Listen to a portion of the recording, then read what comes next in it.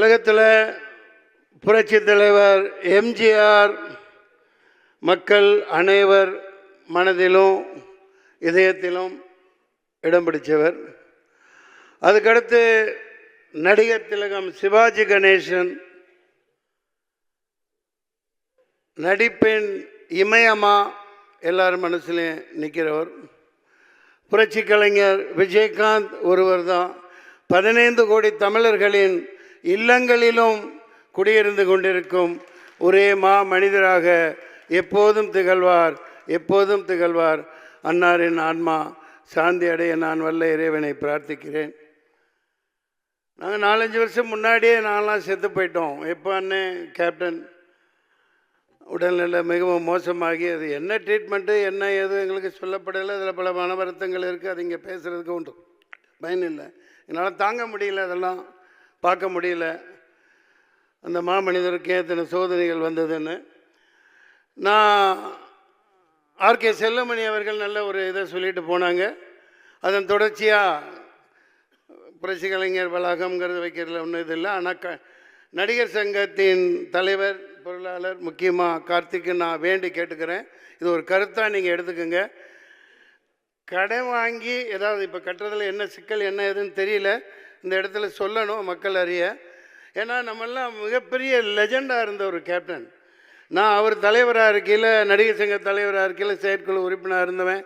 அந்த பத்திரத்தையெல்லாம் வாங்கி காமிச்சு அந்த அங்கே இது இருக்கும், அங்கே அது என்ன அந்த படம் பார்க்குற இடம் தேட்டர், அங்கே வச்சு செயற்குழு ஒரு நடந்துகிட்டு இருக்கையில் அதெல்லாம் காமிச்சு எவ்வளோ ஈடுபாடாக எப்போவும் சிரிச்சுக்கிட்டே இருப்பாங்க. கடன் வாங்கி கட்டாமல் அதை அவர் பாதையில் மொய் விருந்து மாதிரி எப்படி ஒரு படத்தில் ஒரு பண்ணியிருப்பாங்க. அந்த மாதிரி மொய் விருந்து வச்சு எந்த செலவும் பண்ண வேணாம், 5 பைசா நடிகர் சங்கம் செலவு பண்ண வேணாம்.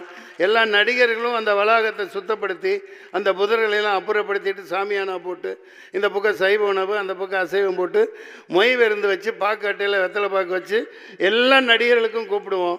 அவங்க 10 கோடி 5 கோடி எவ்வளோ யார் என்ன தர்றாங்களோ டிடியோ செக்கோ வச்சுட்டு போட்டோம். பாருங்கள், மிகுந்த வரவேற்பு இருக்குது. என்னை தப்பாக எடுத்துக்க வேணாம். அவங்க கேப்டன் அழகாக இலைக்கு கீழே தாலியை வச்சுருப்பாங்க.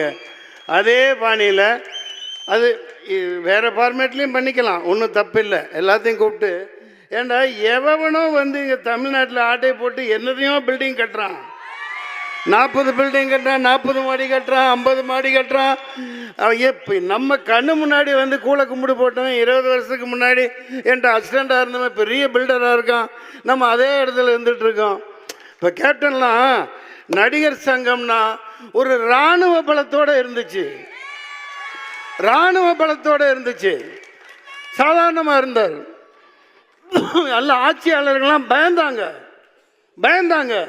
இல்லாட்டி ஒரு ராமேஸ்வர போராட்டம் ட்ரெயின் ஃபுல்லாக ரொப்பிக்கிட்டு அங்கே போய் நடத்தி காமிச்சிருக்க முடியாது. நெய்வேலி போராட்டம் இங்கே குறிப்பிட்டாங்க பேசினவங்க. நம்ம அதுக்காக நம்ம 2 கொம்பு வச்சுக்கிட்டு இருக்கணும்னு அவசியம் இல்லை. கதாநாயகர்கள் விஷால் உங்களுக்கு சக்தி இருக்குது, நாசர் சார் உங்களுக்கு சக்தி இருக்குது. இனிமேலும் நடிகர் சங்கம் ஒரு இராணுவ பலத்தோட மிகப்பெரிய அங்கமாக தமிழ்நாட்டில் இருக்கணும். எவனுக்கும் கட்டுப்பட வேண்டிய அவசியம் இல்லை. பார்த்துக்கலாம், எத்தனையோ கோடி போட்டு பணம் எடுக்கிறோம். தயவு செஞ்சு கடன் வாங்காதீங்க. அதாவது டிரான்ஸ்பரண்ட்டாக இருக்கட்டும். எந்த நடிகர் என்ன கொடுக்குறாங்களோ என்னங்க இதெல்லாம் ஒரு ஜிஜிபி மேட்ருங்க, சாதாரண விஷயம். ஒரே வருடத்துக்குள்ளே கட்டப்பெறணும். விஷால் அது நிச்சயமாக செய்வார். கார்த்திக் பொருளாளர்கிட்ட கெஞ்சி கேட்டுக்கிறேன், நான் கூட வரேன்.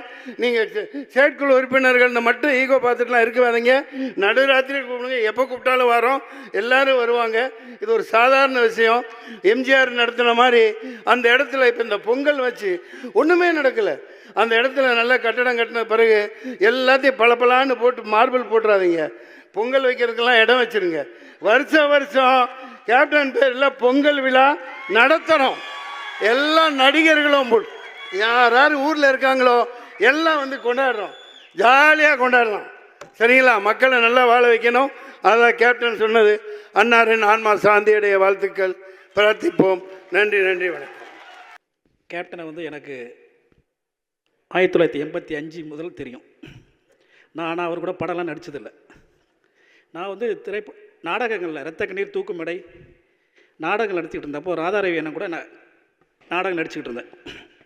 அவங்க அப்பா வந்து அவங்க அப்பாவுடைய சிலை திறப்பு வந்து சங்கிலியாண்டபுரம் திருச்சியில் 85 மே 5ஆம் தேதி நினைக்கிறேன், கரெக்டாக இருக்கும்னு நினைக்கிறேன்.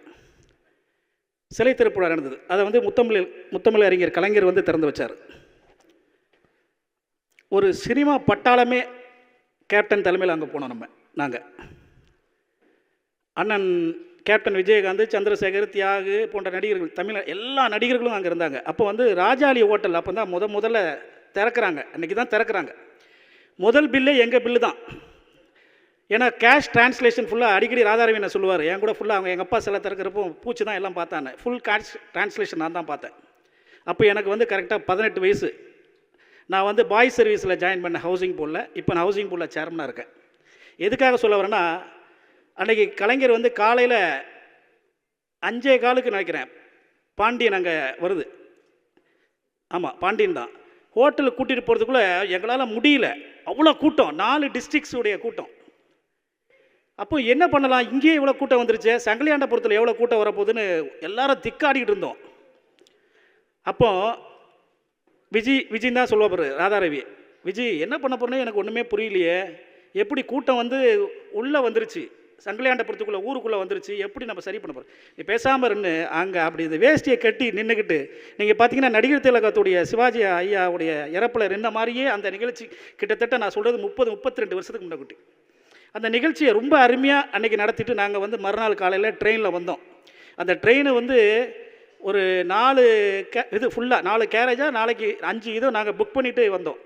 ஒரு தொண்டரணி, திமுகவில் இருக்கிற ஒரு தொண்டரணி எப்படி பாதுகாப்பாங்களோ அதே போல் அன்று வந்து நடிகர்களையும் கலைஞரையும் பாதுகாத்து அன்றைய அந்த நிகழ்ச்சி மிகவும் சிறப்பாக நடைபெற்றது. அடுத்து நான் வந்து கலைஞர் ஐயா வந்து ஒரு நாள் பேட்டி கொடுத்துட்டு இருந்தார். நடுவில் கலைஞர் ஐயா இருக்கார், இந்த பக்கம் பேராசிரியர், இந்த பக்கம் ஐயா ஆசிரியர் வீரமணி. அப்போ ஒரு ரிப்போர்ட்ரு, ஆங்கில பத்திரிகை நிருபர் என்ன பண்ணார்னா, அங்கேருந்து நேராக வந்து, அப்போ இந்த பிரபாகரன் இறந்துட்டாரா இல்லையான்னு ஒரு சின்ன ஒரு இது இருந்தது. அப்போ கலைஞரை பார்த்த ஒரு ரிப்போர்ட்ரு, சார் எல்லாம் முடிஞ்சிருச்சு சார், ஒரே ஒரு கொஸ்டின் தம்பி சொல்லுங்கள் அப்படின்னார்.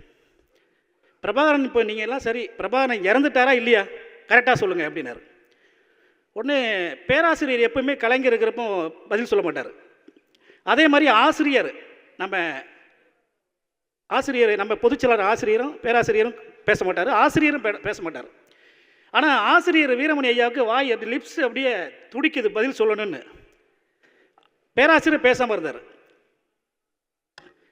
ரிப்ளை இன்னொரு வாட்டி கேளுங்க, என்ன கேள்வி கேட்டீங்கன்னாரு. பிரபாகரன் உயிரோடு இருக்காரா இல்லையா, போராளிக்கு மரணம் இல்லைன்னு சொன்னார்.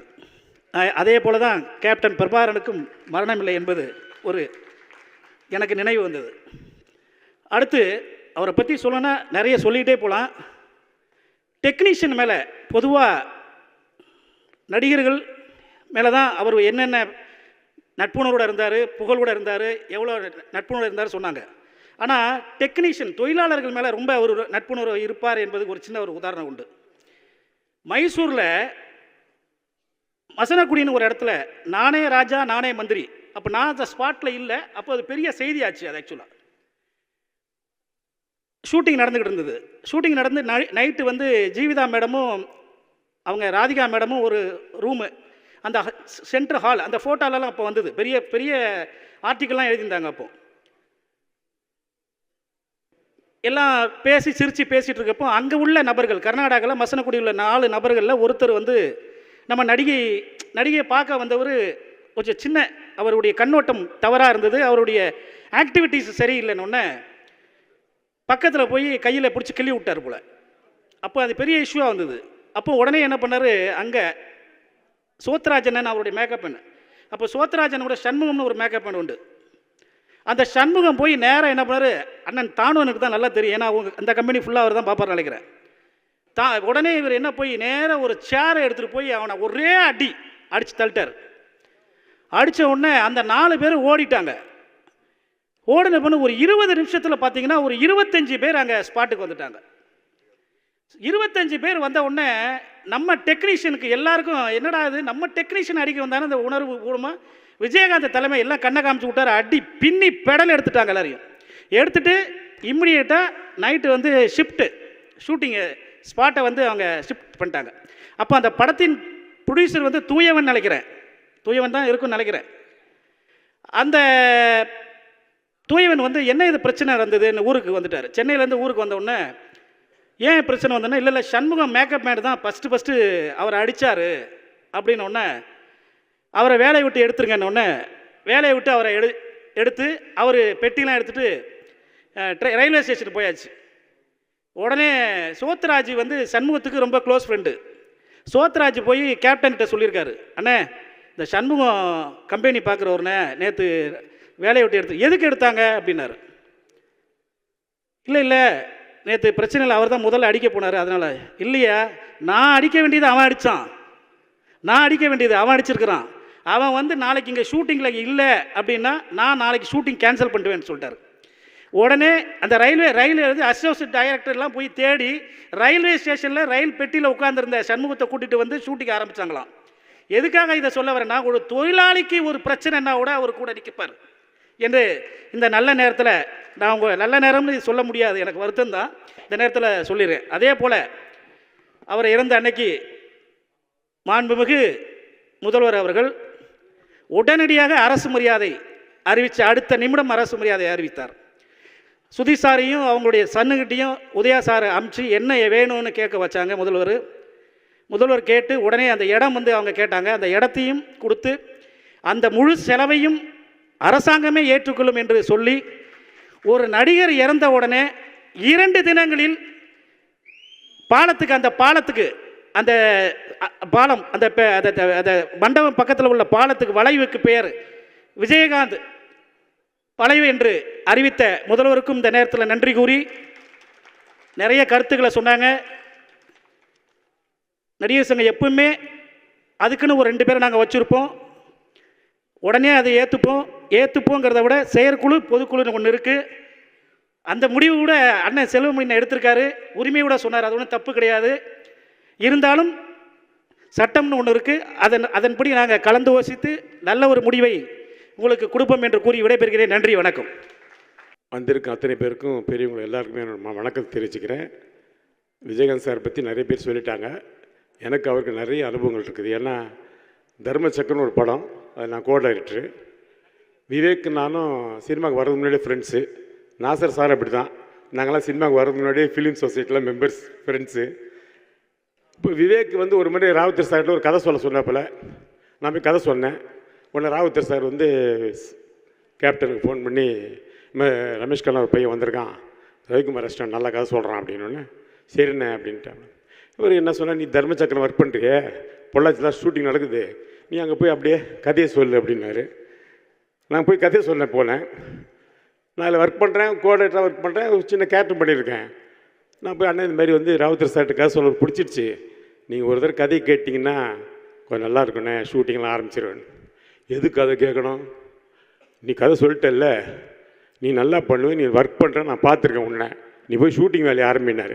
கதையே கேட்காம என்னை டைரக்டராக ஒத்துக்கினார் விஜயகாந்த் சார் தான். அதனால தான் அவர் 54 டைரக்டர் ரிவ்யூ பண்ணிருக்கலாம் முடியாது.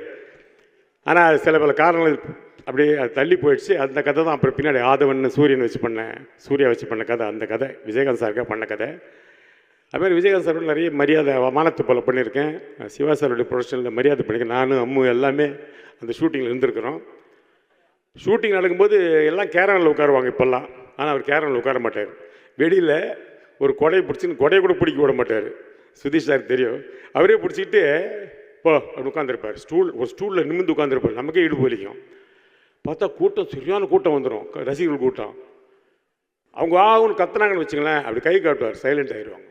அவ்வளோ கண்ட்ரோல் வச்சுருப்பார் தொண்டர்களையும் ரசிகர்களையும். ஏன்னா அந்த அன்பு. அதே மாதிரி ஷாட் முடிஞ்சோம் நேராக போய் அவங்கள்ட்ட என்ன விசாரித்து எந்த ரசிகர் பண்ணுற என்ன விஷயம் எல்லாத்தையும் டீட்டெயிலாக கேட்டு அவங்கள வேண்டி செஞ்சுருவார். அப்படி ஒரு மனிதர் அவரை பற்றி நிறைய சொல்லிகிட்டே இருக்கலாம். அதில் ஒரு விஷயம் இதுதான், கஜேந்திர படம் ஷூட்டிங் நடக்குது. அவர் அரசியல் கட்சி ஆரம்பிச்சிட்டாரு. நான் சொன்னேன், மாரி அண்ணே நான் அரசியல் கட்சிக்கு வந்துடுறேன் உங்கள் கட்சிக்கு அப்படின்னு. எதுக்கு வரேன் அப்படின்னாரு. இல்லைண்ணே அரசியல் கட்சிக்கு வந்தால் கொஞ்சம் பெரிய ஆள் ஆகிடலாம்ல, எம்ஜிஆர் ஆர்மிக்கு நான் வர முடியல, நான் ஆர்டிஸ்ட்டில் ஒன்றும் இல்லை, இப்போ கொஞ்சம் ஃபேமஸ் அதனால் வந்துடுறேன். ரமேஷ் கண்ணா, நீ என் கட்சிக்கு வந்துன்னு வச்சுக்க, அடுத்த கட்சி தயாரிப்பாளரோ டைரக்டரோ உன்னை போட தயங்குவாங்க. அதில் நீ வர வேணாம், நீ கட்சிக்கெல்லாம் வர வேணாம், நீ வேலையை பாரு, நிறைய படம் நடிச்சிட்ருக்கிற, உன் தொழிலை நீ கெடுத்துக்காத அப்படின்னு எந்த ஹீரோவும் சொல்ல மாட்டேன், எந்த கட்சி தலைவரும் சொல்ல மாட்டேன். யாராக இருந்தாலும் வாங்கன்னு கூப்பிடுவாங்க. அப்படி சொல்ல நல்ல மனிதர். அதுதான் அவருடைய பெரிய ஆச்சரியமான விஷயம். அதனால் அவரை எத்தனை முறை யார் யார் பாராட்டினாலும் பாராட்டிக்கிட்டே இருக்கலாம், இமயம் போல் பாராட்டலாம். அதனால தான் வானத்தை போல ஒரு பாட்டு இருக்குது, அது மாதிரி வானத்தை போல் படத்தில் அவர் நடிச்சிருக்கிறேன். நானும் அவரும் நிறைய காமெடி பண்ணியிருக்கிறோம். நிறைய விஷயங்கள் அவர்கிட்ட பார்க்கலாம். எதாக இருந்தாலும் சரி, அண்ணே இப்படி ஆயிடுச்சுன்னா உடனே நேராக ஆரம்பிச்சுக்கணும், என்ன வேணா இது வாப்பார். அதே மாதிரி கேள்விகள் கேட்பாங்க சிலவங்கெல்லாம். இந்த பத்திரிக்கையாளர் கேள்வி கேட்டாலும் வச்சுங்களேன், மற்றவங்களாம் பூடகமாக பதில் சொல்லுவாங்க, இல்லை சூசகமாக, இல்லை நான் பின்னாடி சொல்கிறேன், இவர் தேவராஜ் என்ன கோத்து விட பார்க்குறியா நீ, ஜாகிரதை ஸ்ட்ரைட்டாக அடிச்சிடுவார். அண்ணே என்னென்ன இப்படி கேட்குறீங்க. அப்படி தான் அந்த நேருக்கு நேர் பேசுகிற தன்மை உள்ளத்தில் உள்ள வச்சு வெளியே உள்ள பேசவே மாட்டார். அப்படி நல்ல மனிதருக்கு இந்த நிகழ்ச்சியை இவ்வளோ ஒரு நல்ல கூட்டத்தை நினைவேந்தல் கூட்டம் செய்த நடிகர் சங்கத்துக்கு முதல் தலைவர் நான் நன்றி தெரிவிச்சுக்கிறேன். ஏன்னா நாசர் சார் சரி, கார்த்திக் சரி, விஷால் சரி, இவ்வளோ ஒரு அற்புதமான ஒரு நிகழ்ச்சி எங்களுடைய கருத்துக்களை பரிமாறுவதற்கு ஒரு நல்ல சந்தர்ப்பம் வேறு கிடச்சிது இல்லையா. அதனால் பூச்சிமுருகன் ஐயா அவருடைய குடும்ப நண்பர், அவருக்கு என் மனமான நன்றி தெரிவிச்சுக்கிறேன். நன்றி, வணக்கம்.